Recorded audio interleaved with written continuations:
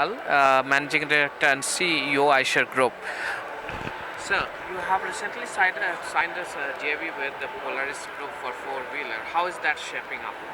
That's shaping up very well. We have a expected start of production in our Polaris JV in 2015, as announced earlier. Yeah. So there is a good potential for quadricycles. We heard that you are going to unveil some quadricycles from this joint venture.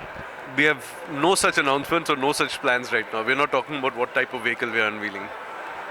So basically, could you please give us what kind of product you are planning to enter with this joint venture? Is it going to be UVs, or what segment are you looking at? Is it some kind of like Ashok Leyland had with Nissan and rolling out LCVs with them? What actually, give us some sense, what is this JV about? Well, this JV is essentially to create a new segment which doesn't exist today. And obviously we don't want to talk about it because, then we'd be letting the cat out of the bag. So it is in personal vehicles, it is a four-wheeler, but we're not talking more about what the product is. So are you setting up a separate plant, or where the manufacturing will take place, and what kind of investment you guys are putting in? Yeah, it's a full new plant which we're setting up, and the plant is based in fact, in our old motorcycle facility which was in Jaipur. So we've resurrected that facility, and that's where it's going to be. Okay, so we have seen that there has been pressing time for commercial vehicle segment. You are a smart mover in this segment. Liability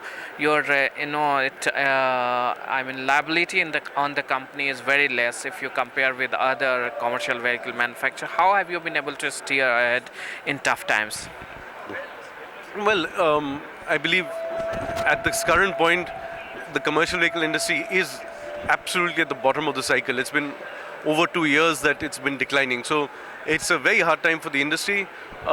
We've put into place, I believe, a business model which is quite robust. So at the top of the cycle, we were making around 10% operating margin in the commercial vehicle industry. Even at close to the bottom of the cycle, we've been making around 5% operating margin. So that's as a result of our way of working. That's a result of the price realization we're able to get in the market. It's a result of various other initiatives that we put into place, including keeping our entire footprint really small so that we don't have excess overheads and excess costs. So it's a business model that we've put into place over a course of a decade, which has helped us shine even in these very tough times. Did it force you to cut your market share in the Indian market, or what? You have not been able to penetrate that much as much some of the competition have been? Well, despite the fact that we're the only profitable truck company right now in India, we have actually also gained market share in the 5-ton and above CV market. So we are doing both. We're gaining share, and we're still the most profitable company. So no, we haven't given up that. So you have just introduced Pro Series. It's been a couple of months that you have started rolling out product under this series. What kind of market share going forward in 5 years you expect, and in which segment you will have the highest market share? Well, we've been growing our market share rapidly. So in the light and medium duty 5 to 15 ton, our market share used to be around 20% around a decade ago. It's around 30% now. So obviously we expect that our market share in light and medium duty will continue to grow, and that will continue to be our highest market share game. But our huge focus is on heavy duty. So at the start of the joint venture around 2009, our heavy duty market share was 1%. Today it's around 5%. And in a 5-year horizon, as you ask, we expect our heavy duty market share to go all the way up to around close to 15%. So that was our aim, and with this new range of trucks and buses, we're very sure that we're going to be able to accomplish that. So what kind of strategy you have for exports? Because from India, it's very good to export out because you have a competitive manufacturing capability here in India. So what kind of target you have, and which are the markets you're looking at? Yeah, we have a very strategic approach to exports, and we're working extremely closely with Volvo Group in terms of their entire infrastructure, their distribution network in Africa, Middle East, Southeast Asia. So there's a lot of work being done on the international distribution.